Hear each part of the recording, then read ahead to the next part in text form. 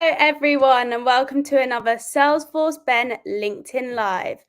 We will get things kicked off in just a minute, but whilst we wait for everyone to join, please let me know where you're joining from today. I am currently in Hertfordshire, just outside of London, and we are feeling the winter here. So we'll just give everyone a couple of minutes to join, and then we will get things kicked off. Thanks, everyone, for joining. Let me know where you're dialing in from. Perfect. So today's LinkedIn Live will uncover the powerful potential of managing partnerships in Salesforce. Having the ability to do this can improve a number of aspects in your day-to-day working lives, including enhancing your efficiency and making data-led decisions. So let me just add Aïcha to the screen. Hi, everybody. How are you? Hi, Aoife. Hi, Aïcha. Thank you for joining us today. My pleasure. Would you like to do a quick introduction? Yeah, so my name is Aïcha Medjahed. I live in France and I'm currently a RevOps consultant specialized with Salesforce. And I work with a UK based company called Think RevOps. And basically, we help SaaS company mostly improve and optimize their processes, their data management, and everything around CRM and customer funnel experience. Well, it's lovely to have you here today. So I will hand it over to you now to take us through the presentation. In the meantime, everyone, if you have any questions during this LinkedIn Live, please pop them in the comments and we will answer them at the end for our live Q&A. Thank you. So I'm going to share my screen to have a little bit of documentation, but mostly I will do the talking. So yeah, today we wanted to talk to you about how you can manage partnership with Salesforce. So as I said, my name is Aïcha, and I'm gonna quickly talk about partnership relationship in business. Mostly about partnership challenges, what issue they can face, or we can face dealing with them, and onboarding them, especially. How can Salesforce can help with that? And after that, I will talk to you about a project I worked on this summer. And if we have enough time, I will share a little demo of the process I implemented for this customer. So yeah, partnership management involve, like for the customer, it involves nurturing relationship, and you have to basically gather data in the early stage of the contact with them, and it can be really different from customer, but it can also be quite similar, and the partnership can be really different based on your organization. So it can be a business partnership, it can be a supplier, a reseller, or any kind of relationship outside of a customer relationship. So basically, you don't really sell them something, but you're working with them to sell the best product to your customer, or to offer the best product to your customer. And doing that, having this kind of relationship can be sometimes tricky, and you can face some issues gathering information and data, or even the processes onboarding them, working with you. So yeah, it can be great, but most of the time, or sometimes, you can, if you don't do it properly or you don't follow a specific process, it can cause headache and issue on long-term relationship. So basically, you better treat your partner the way you will treat your customer. It will benefit everybody. So yeah, the common issue we can encounter with partnership management is the fact that there is no real process. Like everybody is doing whatever they can to involve the partner. There is different type of engagement, so different type of contract based on what this partner will do with you or what you will do with this partner, and the tracking, the email tracking, or the different exchange you can have, or the different team they can have with them, are not really efficient. If the sales team sending an email, but the legal team is not really aware of, or if the finance department also is involved in the process of the onboarding, but they are using different tools, so the data are not collected at the same place.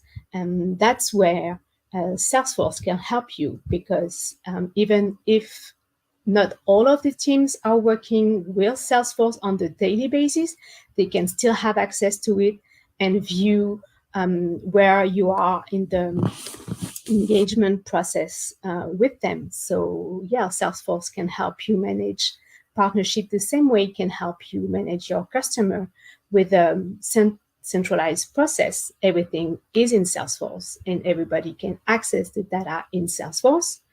You can also use Salesforce to automate most of the tasks of the onboarding process.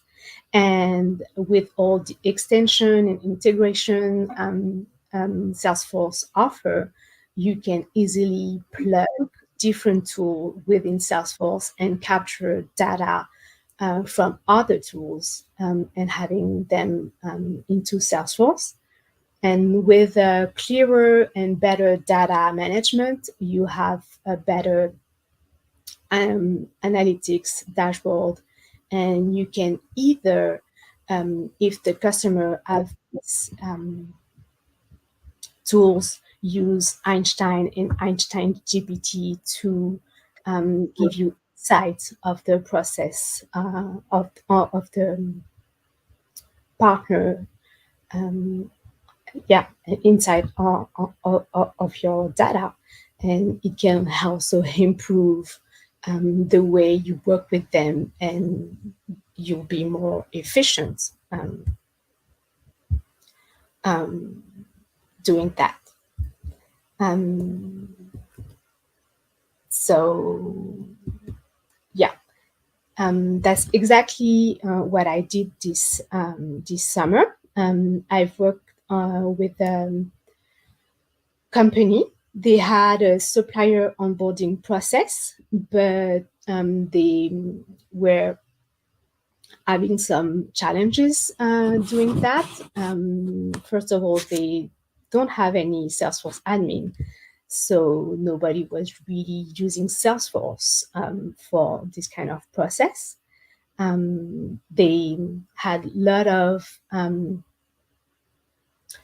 email exchange, and they were doing everything manually with their Google Gmail account, sending email off Salesforce. So there were no tracking, no analytics, nothing their manager can rely on to exactly know where they were into the process. So they had really poor data into Salesforce. They were only using Salesforce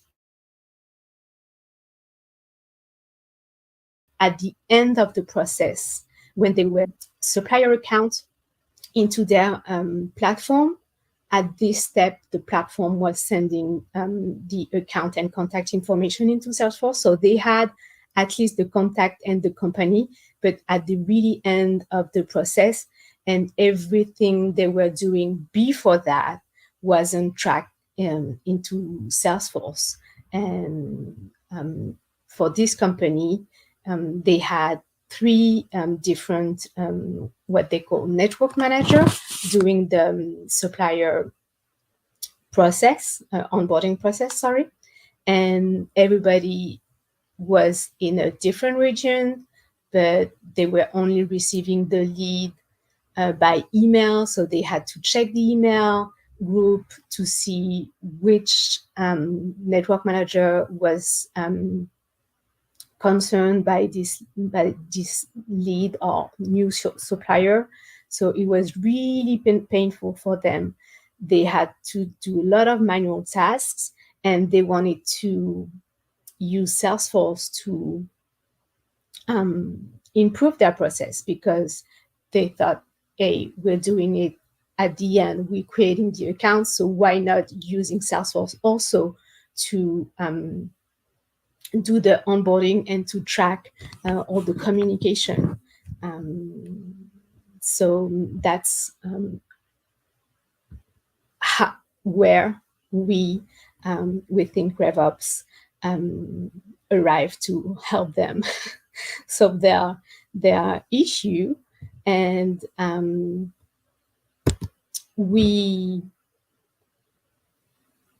I was in charge of this project, and because they don't really have a Salesforce admin, I didn't want to implement a really heavy process or create a custom object or stuff like that. They were they are a small company, and what I thought was, okay, the best way to help them using Salesforce and improve their processes is to automate most of their tasks, because some of them, they still have to do it manually. That's how they doing things, and we will see it after. I will show you how we implemented it in their Salesforce. But yeah, the idea was to automate most of it, having some flows, so they don't have to worry of what they have to do next, and also help them have really smooth communication with the partner. So we created also some email templates, things that they didn't use because they were using their Gmail account to send email. So we created email templates, so they don't have to think about, oh, what should I say to this partner, or at this step, what should I send him? So they don't have to think about that. Everything is really clear, and follow their way of onboarding their partner. And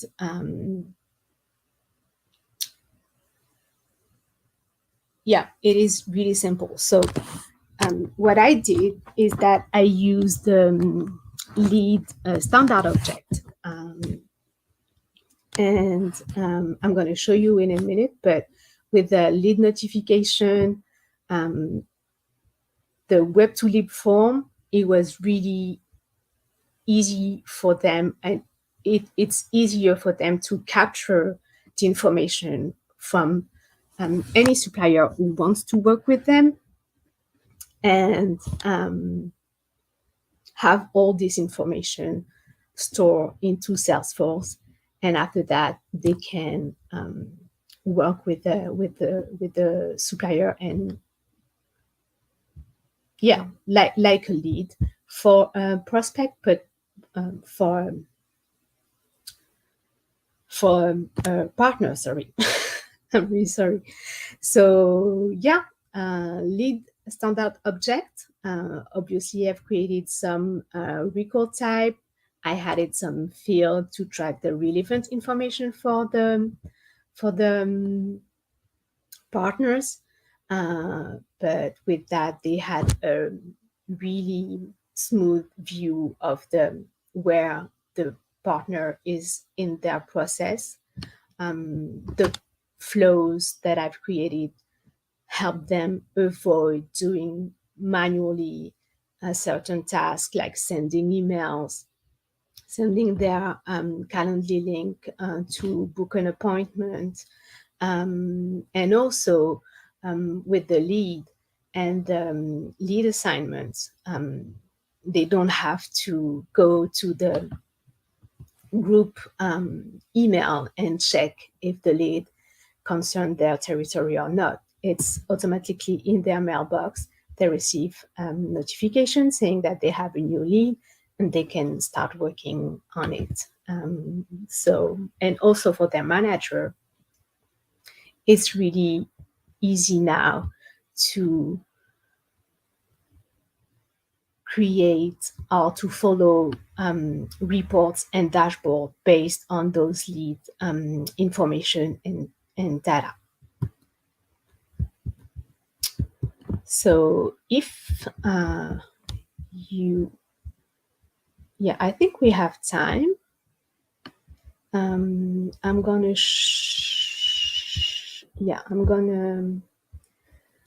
show you a quick video. It's like 9 minutes video of the process I implemented in Salesforce for this customer. And you will see that it's a lead process, but not for a customer. So at the end of the process, you can still convert they can still convert the lead as contact and company, because they will create they're creating an account and a contact into Salesforce, but they don't need to create opportunities or stuff like that, because that's not relevant for them. But you can use the lead path and the lead object without having to use the opportunity object and create partners accounts also. Let me share the video and I will answer any question you may have. Hi everybody, I'm going to show you how I use the lead standard object to optimize supplier onboarding process. Sorry, Aïcha, you're not sharing your screen. Oh, sorry, you're not sharing your screen. If you just go back to sharing your screen, and then everyone will be able to see. Sorry for that. It's all right.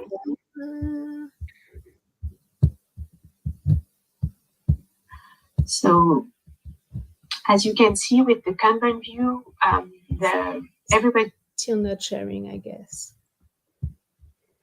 It's all right, don't worry. Here we go. Now I think I am. Yes, you can easily see where the lead. And then if you just pop it into full screen. I'm going to show you how I use the lead standard object to optimize supplier onboarding process for a customer this summer. So, as you can see with the Kanban view, everybody can easily see where the leads are, at what stage they are. For the purpose of this video, I've created a fake lead using Aïcha's owner's name. I hope you don't mind, Aïcha. So, as you can see, the page is quite simple, and because they don't need that much information at this step of their process, but they can find all the information they will need along the onboarding process. Sales team, legal team, financial team, if they need to check up this onboarding partner. So to start, I just ask one simple question, because the first part of their process is manual. They need to check some financial, legal information at different places.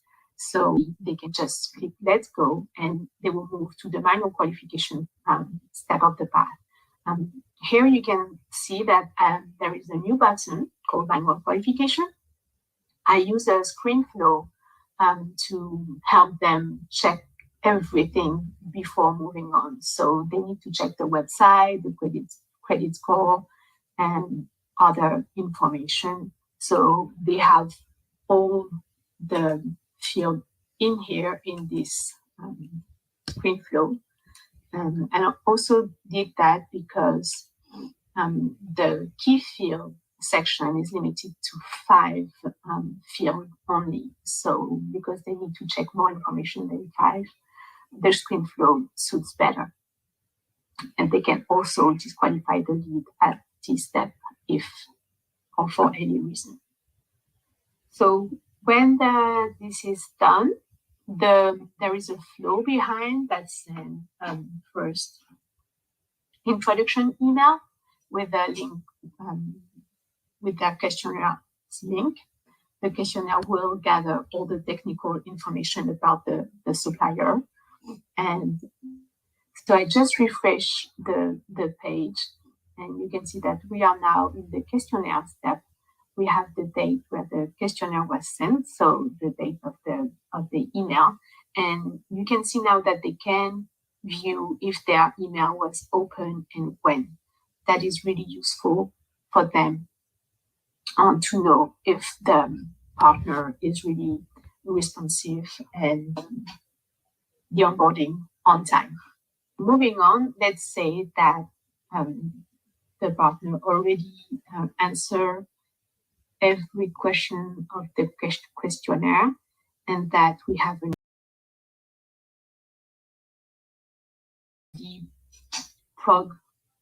the prod environment, not in the test environment, because it wasn't connected to Airtable.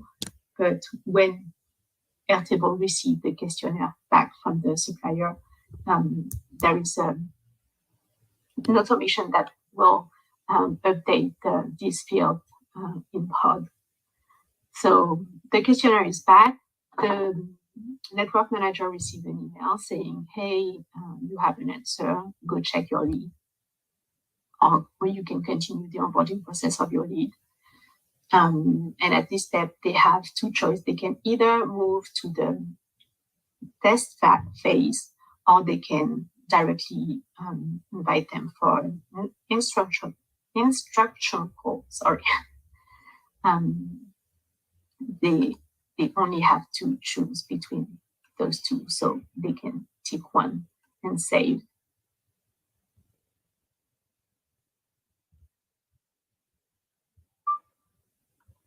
And it will move to the test phase, and they have at this step a reminder, a task reminder saying, hey, you can send the email with attachment.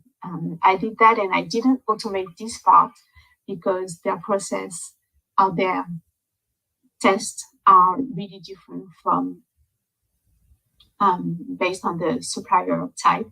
So instead of having a lot of filter and a lot of conditions to say, okay, if the supplier is this type of supplier, send this email, I prefer to let them choose which file or which email they're going to send. And by email, I mean documentation in email. So here I've created a template email. And with this email, they can attach the file they want, because their test is basically a zip file that with all the instruction. So they can upload the file and send the email. They can also change, obviously, or add anything in their email. They have more liberty to communicate with the supplier. So when this is done, and check. So same here. We're gonna put a date in here because we are in the environment test org, and say we're gonna move to the instruction call, and we're gonna move one step into the path, and we're gonna have another another task saying, hey, you can send email to prompt instruction call. Same, I did that because sometimes they do video or phone call, but they can also, if it is possible, visit the supplier. So it's just a simple template with their calendar link if they want to book a video call, and they can remove that and change the email before sending it. So it's just to move to the next step and try and start another discussion with the supplier. Same, when it's done, you mark the task as done.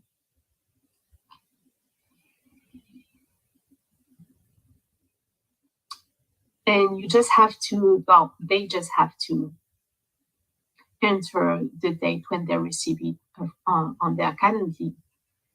This part is manual, and most of the end of the process is manual because their Salesforce is not connected to their calendar because they're using a free, they have a free calendar account. And after that, it's basically, if the supplier is still eligible, they will send them an NDA and SLA contract, and the rest of the process is done on their website. That's why the end of the process is manual. In process, they can now know where they are when they're off. Anybody can pick up and continue the process. Everything is stored in Salesforce, so it's way easier for them to find information and to have everything in one place.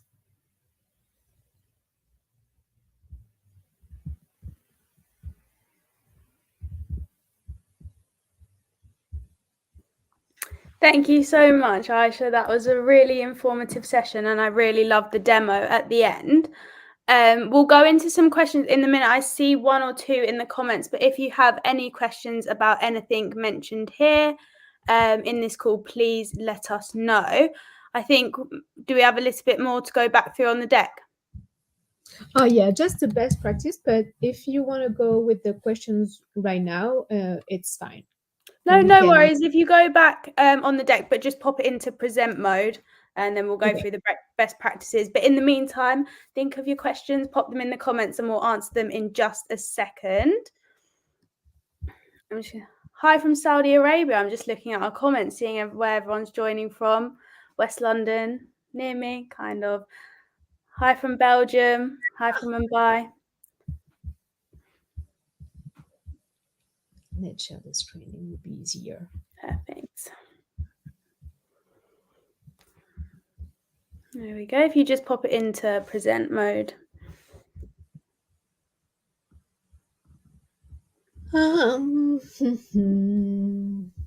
If you just go view and then present. Don't know what I did, but wasn't Hi from Cyprus. Yeah. Yay. Perfect. So yeah, I just wanted to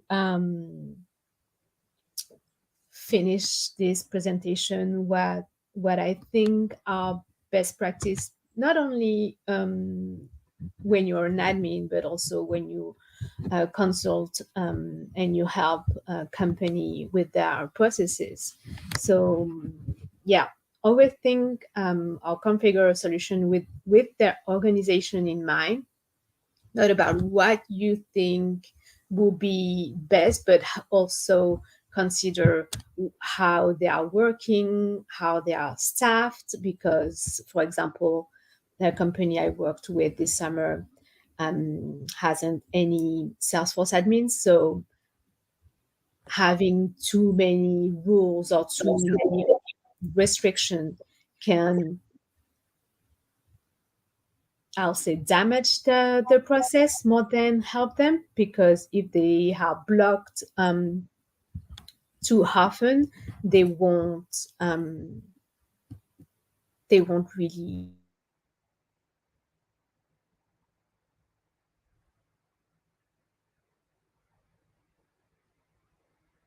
their staff and who's going to work on it. And also, when you're implementing a solution, it's always good to think about the future, how they're going to work in the future with it. Do they going to evolve? Do they already thinking about the next step?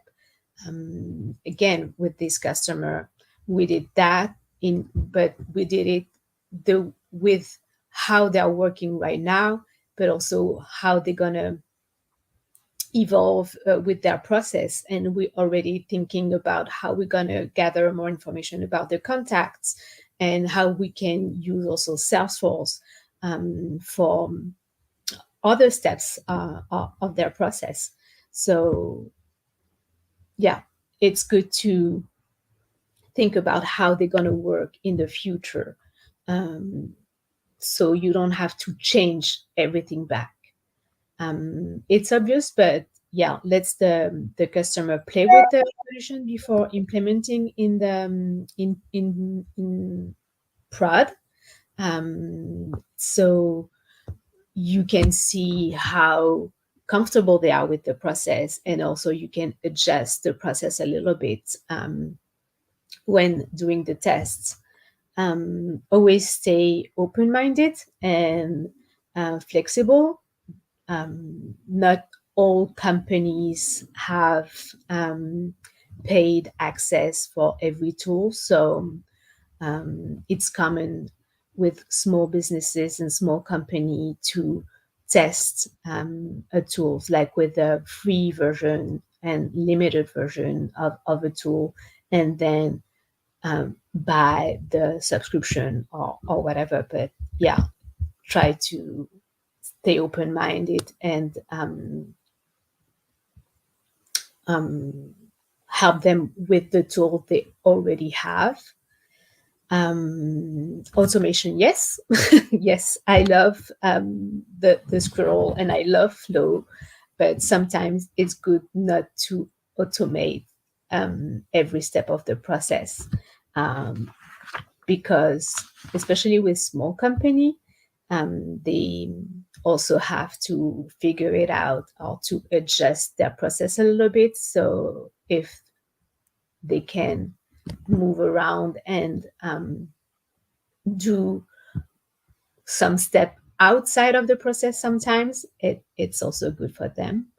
And help them integrate more AI in their daily routine. It can be just simple as encourage them to use ChatGPT, for example, to write email template. But it's also good to start really early talking with manager and C-level about data and having good data hygiene, so they can use AI and Einstein, for example, give them insight. And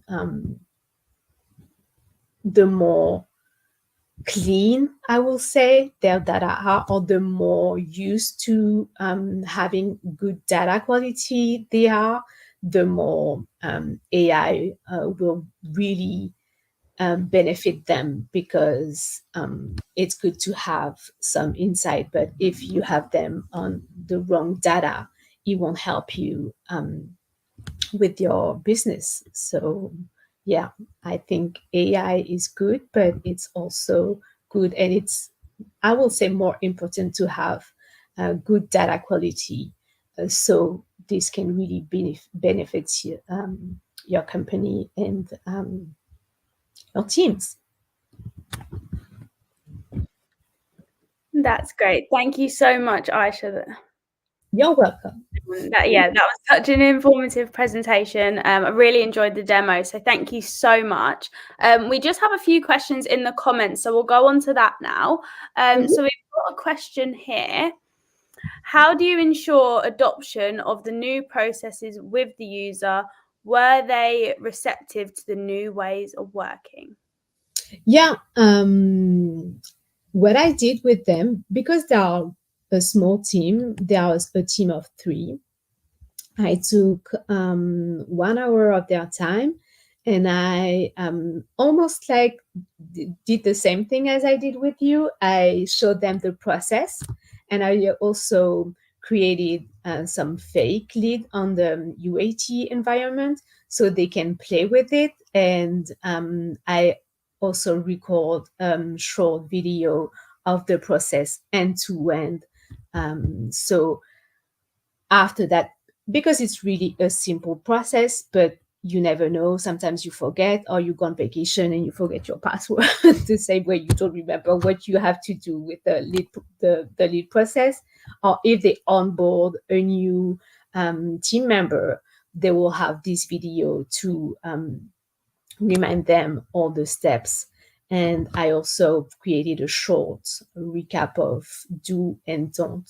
Please don't do that. Don't go back on the path step, because it can break some flows. But yeah, the communication was really easy with them, and they were really open to having this new process, because it's easier for them, it's quicker, they send email faster, they have faster answers from the partners, and they can track everything on Salesforce. So I've already had a discussion with them, with my contact at their company, and they are really happy with the process. Yeah, that's great. Thank you. That's a great answer. So I can see another question in the comments. If they don't have any admins, who will manage this process or enhance it moving forward? Well, probably me. We are still in contact with this company, because obviously it's not good not to have a Salesforce admin, especially when you're starting to having flows and to have more and more process in this tool. So we've already discussed for the next project. So I'm gonna either work with them on a project base, or on supporting them on a more regular basis. But if and when they will grow, I think they will have to hire an admin, because right now they are quite small, so it's okay. But as soon as they will grow bigger, they will need to have an admin to really help them on at least weekly basis. Yeah, that definitely makes sense. But like I said, a massive thank you to you, Aïcha. That was an amazing presentation. And a big thank you to all of our viewers for joining us for another LinkedIn Live. Aïcha, have you got any final departing words? No, it was my first time doing live, so I hope I was clear and it was enjoyable for all of the viewers. Don't know if I will redo it again, but I think yes. And it was really nice and lovely to have me on this web live, Aoife. So thank you very much. Thank you very And much. if you have any questions after the presentation, you can still send me a DM on LinkedIn. I will happily answer and continue the discussion. That's great. Thank you so much. And thank you to all of our viewers. We'll see you again for another LinkedIn Live soon. Thank you very much. See you. Bye-bye.